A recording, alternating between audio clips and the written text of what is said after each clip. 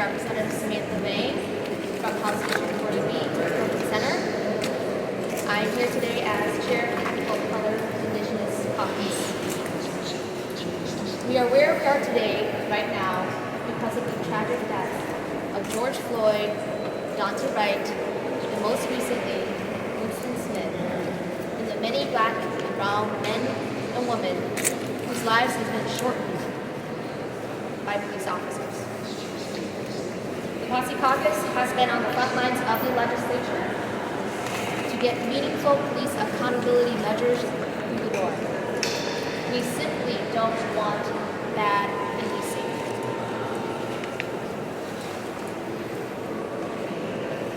We don't want a rigged system that leaves families searching for answers on what happened to their loved ones. At a time when we have the global community asking for change to better policing, Senate Republicans are at a standstill. As we work for public safety that places respect and preservation of human life and dignity at the forefront, we have been met with strong opposition from the do-nothing Senate Republicans who want nothing but the status quo. Right now, we are at a critical juncture. As we work to finish session, we are working all avenues to get police accountability measures through the door. We are calling all our allies, leaders, colleagues, and the public to help us make this push for meaningful police reform. The governor received 30 items and proposals to oppose for from the POCI Caucus. He can implement under his executive authority and our proposal to invest in public safety that works for all communities. We are optimistic to see the governor's commitment on helping us get this through, and we expect his plan for action under his executive power to meet the moment for better and safer policing where Senate Republicans have failed. Today we have the public safety and judiciary team of the POCI Caucus to walk us through our proposal and our plan of action in the next couple of days. I can say here that our team has been foundational in forging a pathway through tough times, especially when working with our colleagues from across the aisle. We want the community input, need the community support to help us in this stretch. Next, we will have members of our own POCI Caucus speak on the call to action and pose a question and answer time.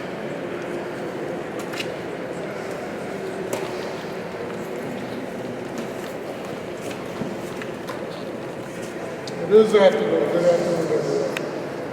Very few things are more important than personal and community safety from harm.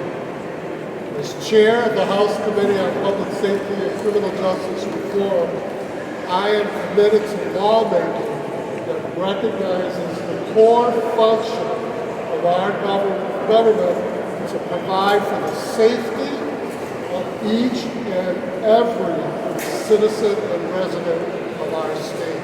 Each and every. George Floyd was not safe in public on that fateful day in May last year. Daunte Wright was not safe in public 2 months ago. Fernando Castillo was not safe in public 4 years ago.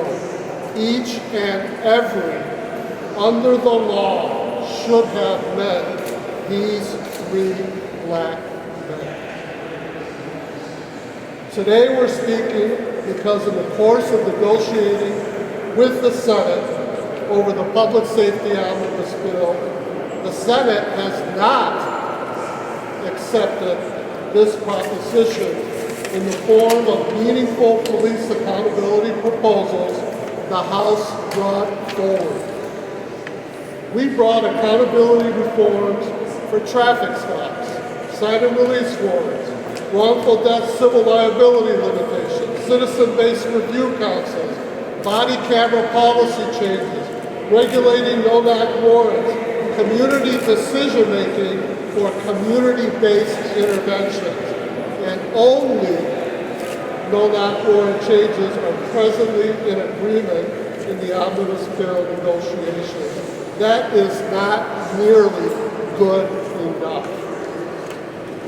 It's time for the Senate majority to get serious, to get serious about defending the constitutional rights of each and every human being in Minnesota, and that includes black men and women. The Minnesota House principle is simple but powerful, and one where decent, common sense people agree with us. Good public safety is for everyone. Accountability is good public safety. Good public safety funds law enforcement, and it funds community interventions.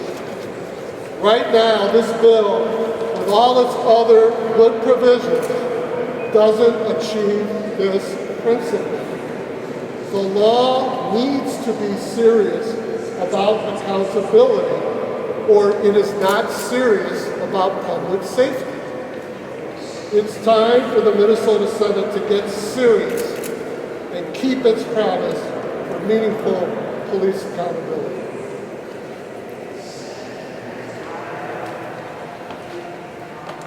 So there's been this false idea perpetuated by the Senate Republicans as well as the House Republicans that the proposals we're bringing forward are somehow unreasonable or extreme. They are not. Many of these things are already law in other states, not just blue states, also in red states. And we will be bringing amendments to the public safety bill tomorrow, and those will include the language regarding pretextual stops, the kind of language that may have protected Daunte Wright.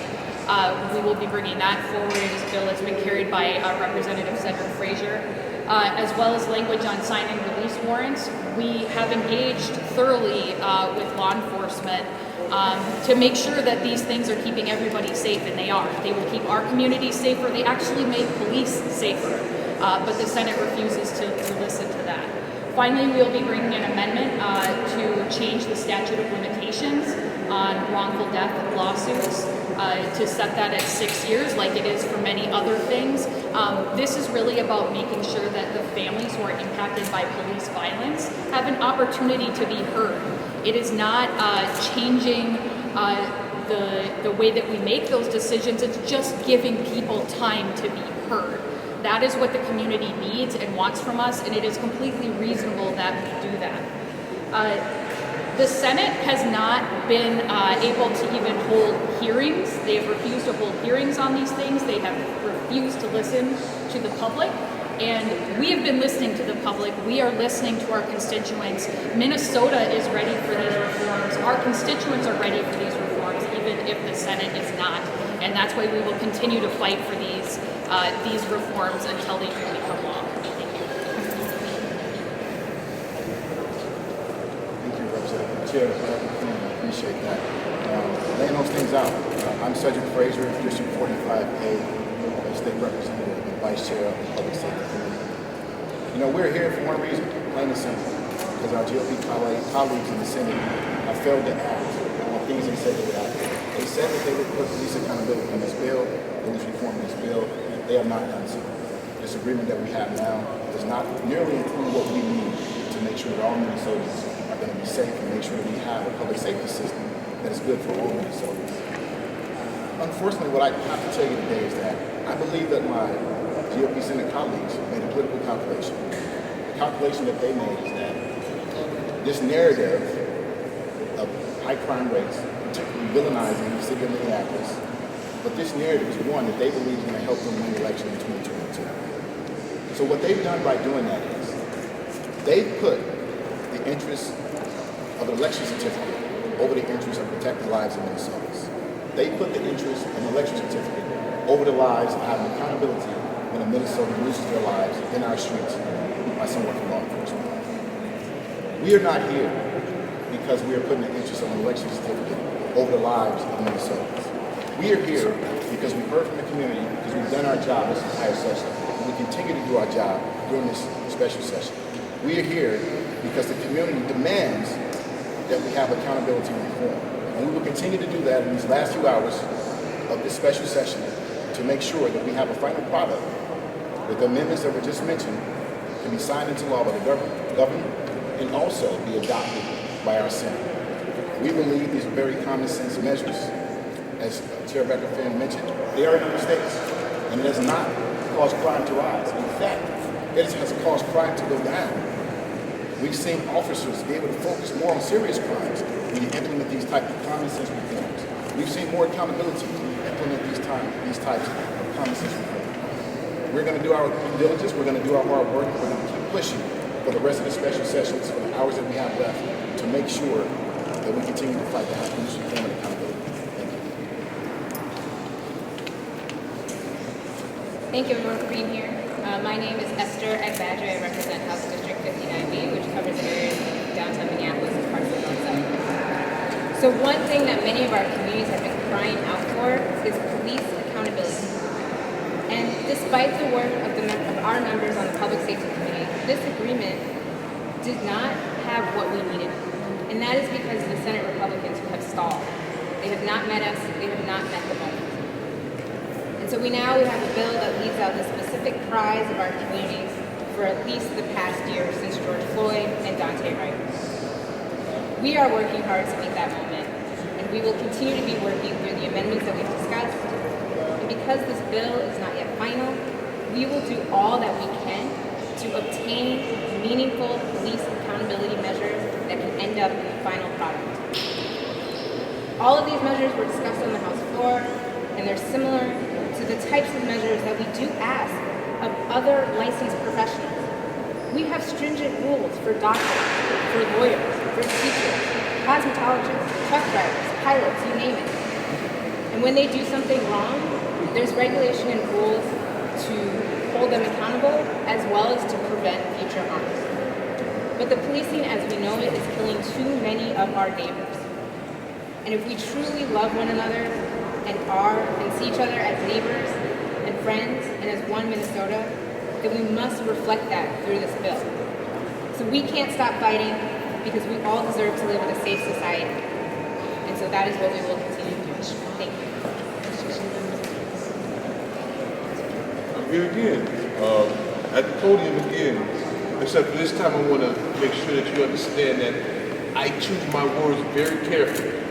So I did notice that Loris Olson tweeted out John Thompson attacked the governor. Let's be clear, I never attacked the governor. You missed everything that I said. And so I'm going to repeat it again. Please give me 1 second. I'm going to repeat it again so that you can hear me loud and clear. Because people get mad at my words, I get mad at the actions. Again. So I'm clear what I'm saying. Thousands of the Minnesotans demanded significant police accountability measures to prevent future deaths of black and brown Minnesotans. These police accountability measures have been unilaterally blocked by our Senate Republicans, none of whom represent the areas that are impacted by poor policing. The POCI Caucus and the DFL legislators have put forth dozens of accountability measures that would ensure all Minnesotans are safe in their community. If there's no meaningful accountability measures, there would be more tragic deaths, which will likely lead to more protests, which will likely lead to more unrest. The governor has the authority to influence the rulemaking process of this. He has to stand with the average Minnesota who wants police reform. These are common sense police accountability measures, supported by the majority of Minnesota. And surprisingly, police officers support these measures. I would say this, status quo is more dangerous than any protester on this doggone earth. And I'll say this again so that Boris can please share this with your audience. Underinvestments in my community, the underinvestments in education, the underinvestments in housing. I watched the homeless be evicted from outside, right down the street from our state capitol. The underinvestments in jobs and economic development, everything you're underinvesting in puts me in a community full of crime. And then you tell me the only thing we can do is give you more police. I'm not the anti-police politician, and neither are these people. We don't want to defund the police. Can I go on the record saying that I never said, and neither have any of my colleagues, neither of any one of our colleagues said defund the police. Stop playing politics with our lives. Now, last thing I say is don't wait until I'm shot in the head. Don't wait till somebody blow my brains out and Martin Luther King me and my family. Because what I'm saying right now, Martin Luther King was asking for. Investments in the black community. We need more than just police. We need more than just judges and prosecutors. We need strong investments. We have brilliant black kids in our community. I am not somebody who you should fear. But if you fear progress, then you should fear me. Because there's more John Thompsons coming. Thank you.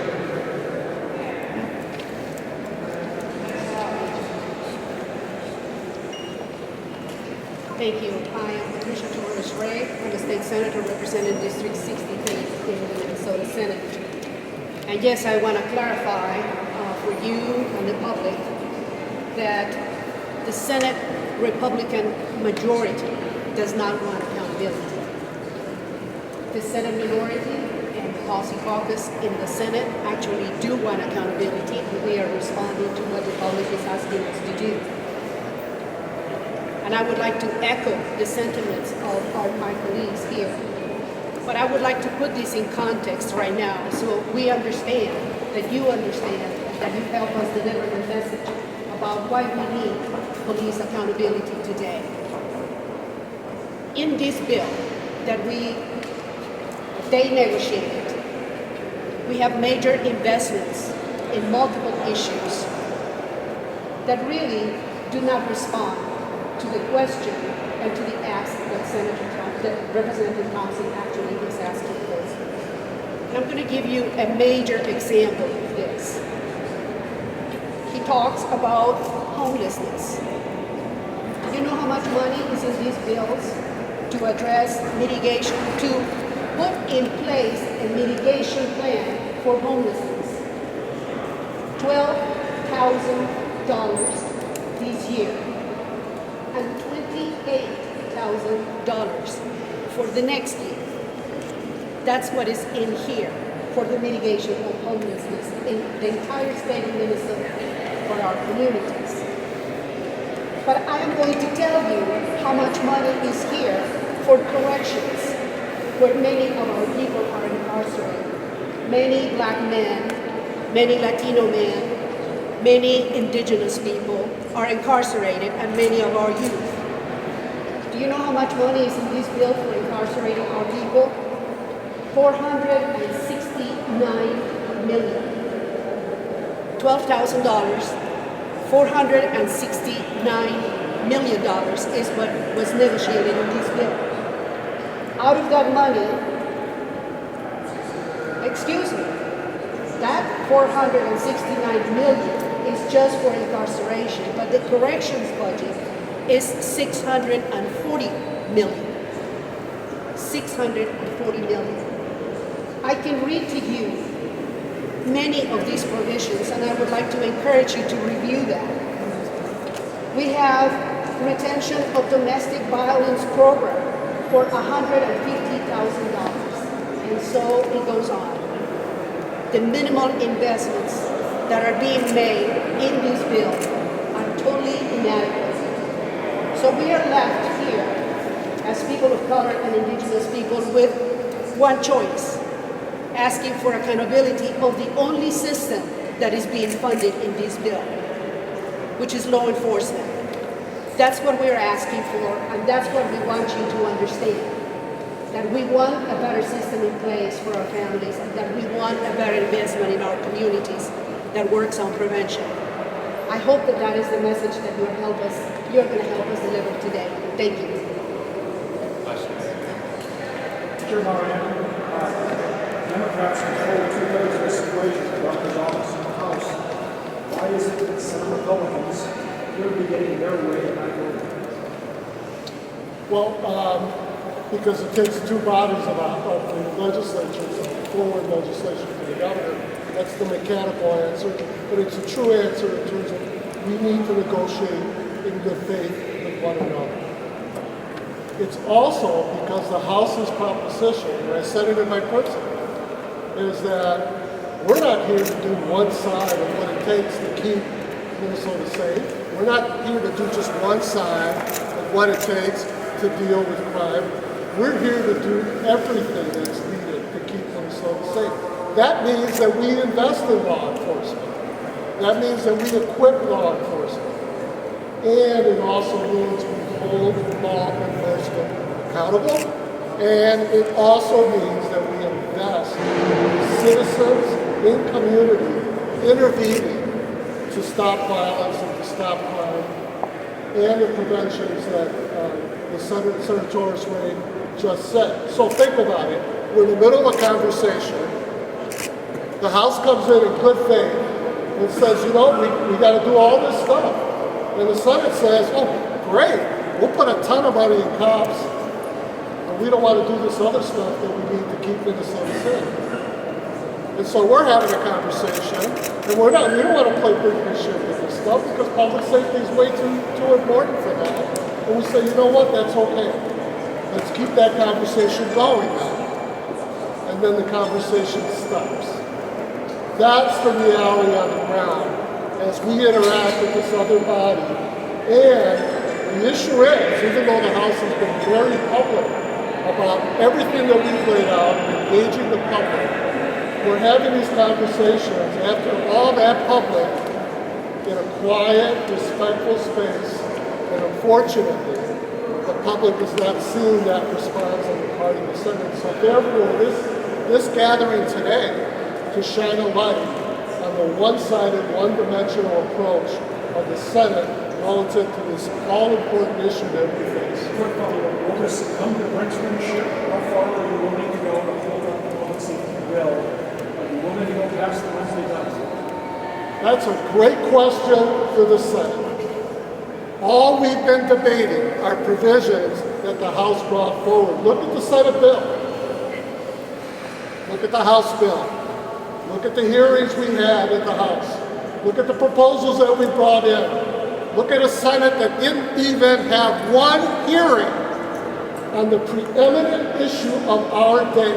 Not one. So ask the Senate that question. We are prepared to do what we need to do to save the lives of Minnesotans. We prefer to do that through legislative action because it should be in the law.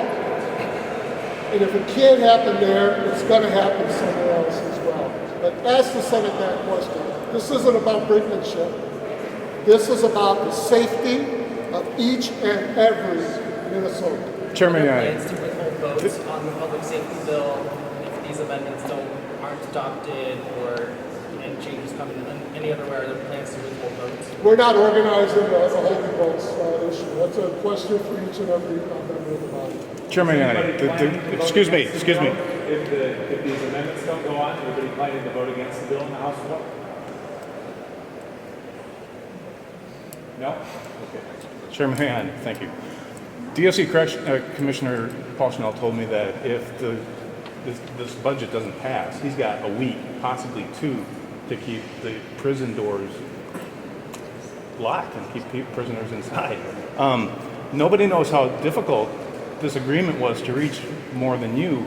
If there are any of these amendments adopted, knowing what you know about the delicacy of these negotiations, does it throw this agreement out the window? And are you worried about what the impact of that could actually be if it happens? Well, I am worried with the Senate's obstinacy, the Senate's inability to deal with reality. Again, that's a question for the Senate. We have demonstrated transparently and consistently the balanced approach to make sure that we keep all Minnesotans safe. That's not happening in the Senate side. You know, they want to play brinkmanship in order to whatever, you know, which results in Minnesotans not being safe because we're not investing in communities, because we're not holding police officers who are killing our citizens on routine traffic stops. That's for them to answer. Chairman Mariani, are there any of these proposals that got the support of the chiefs, the sheriffs, and the DOA and still didn't get sent to Republicans? I would say this. My door in our committee members, has always been open to law enforcement. We don't legislate onto people, we legislate with our people, and that includes the professionals in our law enforcement community. We have held steady, constant conversations with them up to this day. We've made progress in terms of changing the nature of that list of proposals that I laid out. Many of those changes are informed by the professionals in law enforcement who get it, who want to get it right. And so, whether they're fully supportive of the proposals in the end, you need to ask them. I'm not going to speak for them. You know, there's going to be a hesitancy because change, you know, is difficult. But this isn't change being done onto, this is change being done informed by. And it's a fair question. I would ask law enforcement on that issue, and I would ask the Senate why they're not having those kind of conversations with law enforcement. It seems irresponsible.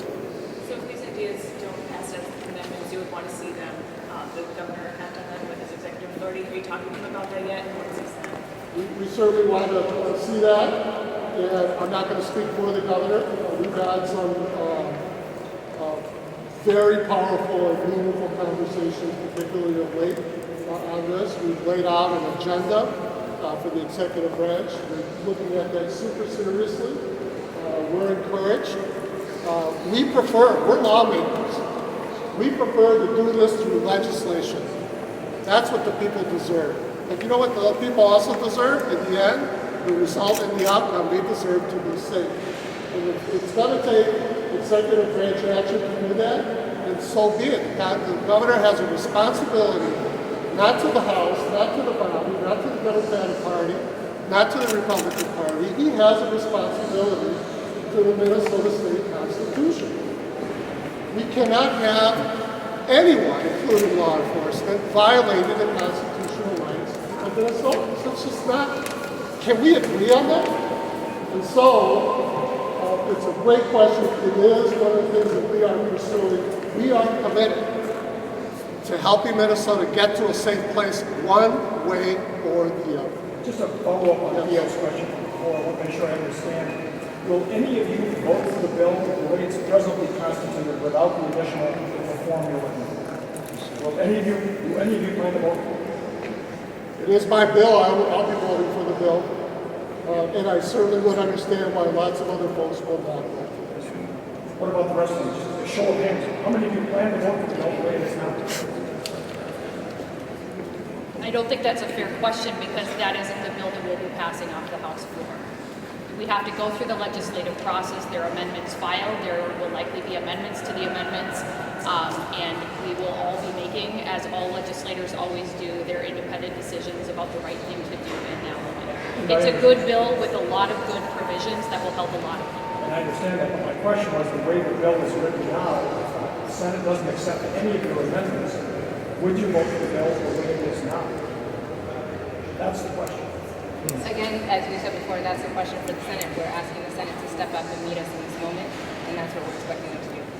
Can you walk us through the next 48 hours on this public safety bill? Let's say the House passes a bill that has amendments that include some of these changes, gets sent to the Senate. What happens next? It's up to the Senate. How did you let this agreement proceed? Did the Speaker intervene here and take it over? And as concerned as you are about the lack of these provisions, why didn't you just We're still not 100% agreement on it. It's quite obviously represented here. There's a lot of agreement on a lot of very important things. We kept the door consistently open. We heard messages from the chair on the other side. I'm done negotiating. Totally unacceptable. We never adopted that posture. And if at some point it's impossible for the chairs to get beyond a certain point, then it's absolutely appropriate for our leadership to engage with one another and see how we can keep moving the bill forward. That's what's going to Last question. Did the negotiations, Representative Frazier, Mariani, taken from you just component of last week by leadership and the governor's office to negotiate, or have you always had a voice in the room for every negotiation? Yeah, we've never not been in the room. Never. And as I just said, there comes a place in which the leaders of the body need to step in. It's not unusual at all. One of the deep respects I have for my speaker is that as she participated in that and took that responsibility on, a huge one, she kept us in the room. We were constantly working with her, the POCI Caucus as well. Thank you.